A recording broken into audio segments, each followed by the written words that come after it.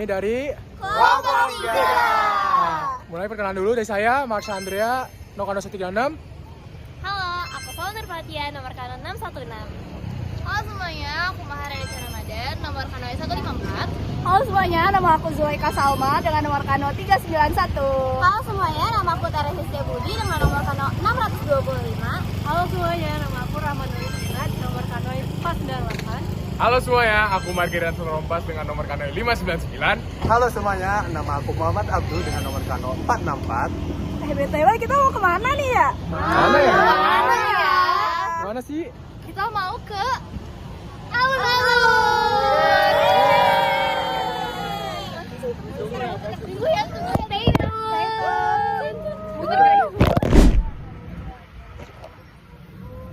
Halo guys, sekarang kita di alun-alun Bandung.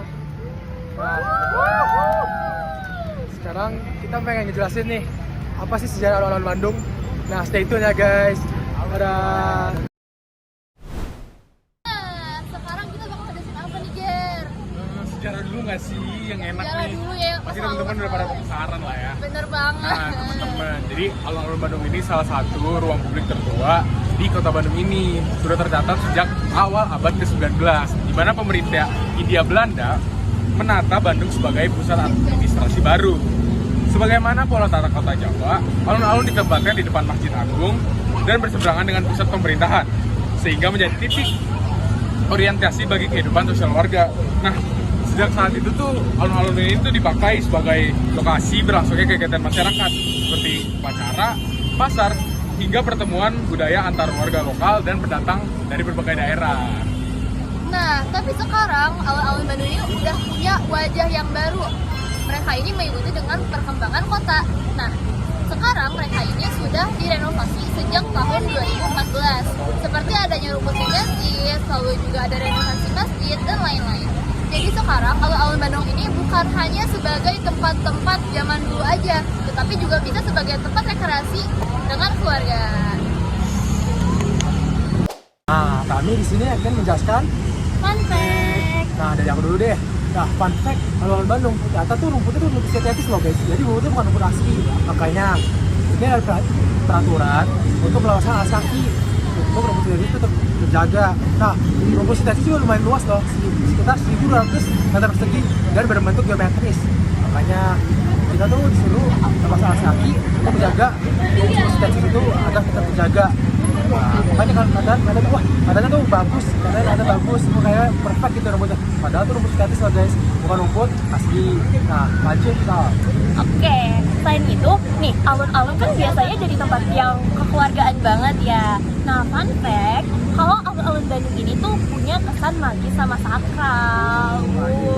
Kira-kira kenapa tuh guys? Nah, kesan magis dari alun-alun Bandung ini yaitu karena pada zaman dahulu di tengah-tengah alun-alun Bandung itu ternyata ada pohon beringin guys. Makanya tuh kesannya tuh jadi kayak agak serem merinding gitu. Selain itu, dulu juga pada zaman kerajaan, alun-alun ini tuh jadi tempat resmi kegiatan kenegaraan dan juga termasuk pelaksanaan atau eksekusi hukuman bagi pelaku kriminal.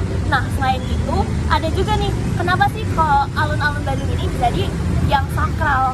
Karena alun-alun Bandung ini menjadi batas wilayah sakral dan profan karena posisinya itu ada di antara pendopo dan juga Gunung Tangkuban Perahu guys. Lagi sana aja kok guys. Gunung beringinnya udah gak ada guys sekarang. Yes, betul.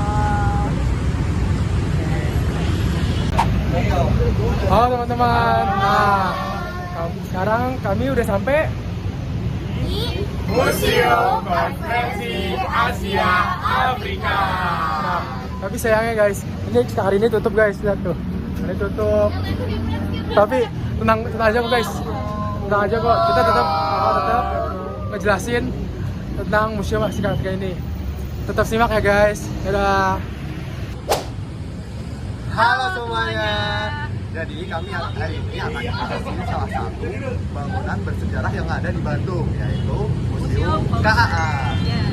Nah, kita mulai dari sejarahnya. Sejarah Museum KAA ini dibagi menjadi 3 fase.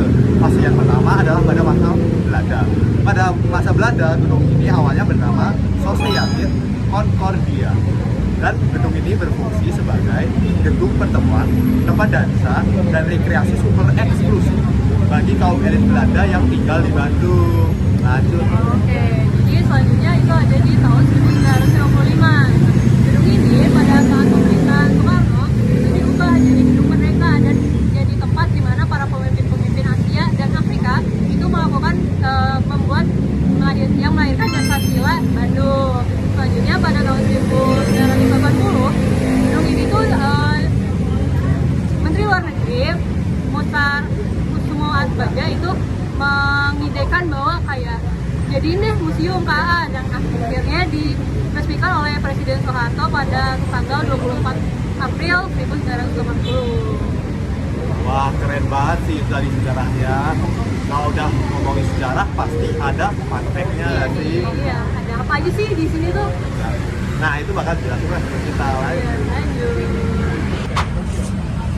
Hai guys, jadi sekarang kita mau ngejelasin tentang fun fact dari gedung KA ini. Nah, yang pertama-tama, Bandung itu jadi Hollywoodnya diplomasi loh lewat gedung KA ini. Dimana saat KA 1955, ratusan jurnalis internasional tuh datang ke kota ini dan Bandung ini jadi salah satu tempat paling diliput media dunia waktu itu.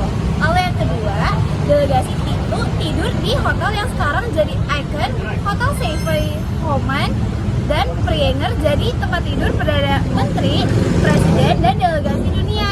Lorong hotelnya sampai sekarang masih punya foto-foto bersejarahnya juga loh. Nah terus, fun fact terakhir dari aku, museum ini juga bukan sekedar pameran, tapi juga penjaga memori politik dunia UNESCO, bahkan untuk menempatkan dokumen KAA dalam program Memory of the World karena pentingnya bagi sejarah global.